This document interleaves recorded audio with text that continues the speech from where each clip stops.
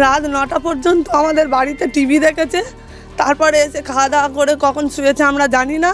সকাল 8টার সময় আমার দেওর পায়খানা করতে এসেছে, এসে জানতে পেরেছে, দেখতে পেয়েছে যে ঘরটার মাটির দেওয়াল পড়ে আছে, ওরা চাপা পড়ে আছে। বাড়িতে গিয়ে বলছে বৌদি ওদের কোনো সাড়া নেই, দেওয়াল পড়েছে। আমি বলি তুমি চুপ করে শুনে চলে এলে? বলে আমি ছুটে এসে দেখি না, পুরো সবাই চাপা পড়ে আছে। আমি চেঁচিয়ে পুরো পাড়ার লোককে ডেকে ওদের মৃতদেহ সব বার করা হলো, দেখছে যে কোনো সাড়া নেই। ওরা কি খাটের উপর শুয়েছিল? হ্যাঁ, 3 জনেই খাটের উপরে শুয়েছিল। তো আপনারা যদি আগে জানতে পারেন তাহলে কিছু করা যেত? আমরা আগে জানতে পারলে অবশ্যই বাঁচাতাম ওদের। তো এইরকম অবস্থায় থাকতো কেন এই ঘরটা? ওদেরকে আমি পরশু দিনে ওদেরকে বলে গিয়েছি যে দিদি দেওয়ালটা পড়ে যাবে, তুমি এই ঘরে কাগজ টাঙিয়ে থাকো। ওরা শোনেনি, বলে পড়বে না, এবারে ঘর করব। বাড়িতে আর কেউ থাকতো না? না, একটা ছেলে মেলায় কাজ করে আর 2 মেয়েকে নিয়ে উনি থাকতো, খুব কষ্ট করে থাকতো।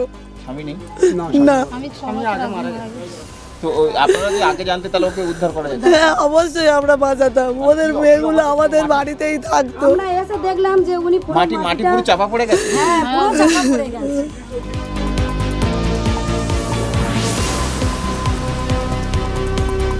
আমরা তো 8টার সময় খেয়ে আমরা ছুটেছি, খেয়ে দেখে না ওরা চাপা পড়ে আছে। আমরা সব ঢাল রেল তেল ছাবল টাবল দিয়ে বার করছি, দেখলাম কোচিংয়েটার পাটা দেখাবে তখন ওই আমরা সব বার করছি।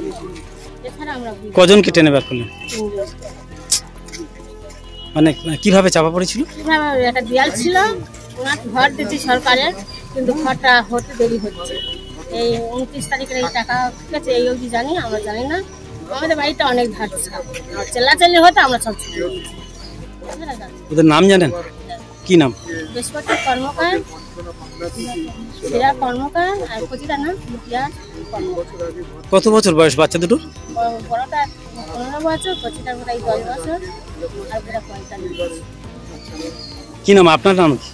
আমার নাম যশোমতি সর্দার।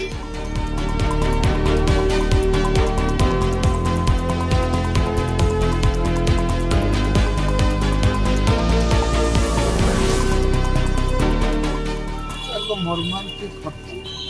এই মর্মান্তিক ঘটনা বাংলার অনেক জায়গায় হয়েছে।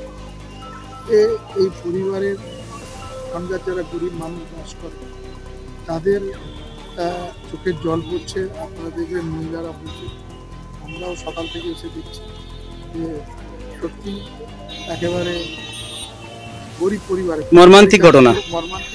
পরিচারিকার কাজ করে, 2-3টে বাচ্চাকে নিয়ে কোনোরকম নিশ্চয়ই ঘর আপনি দেখলেন পাশেই দেখুন, এই ঘর লিন্টন পর্যন্ত উঠেছে।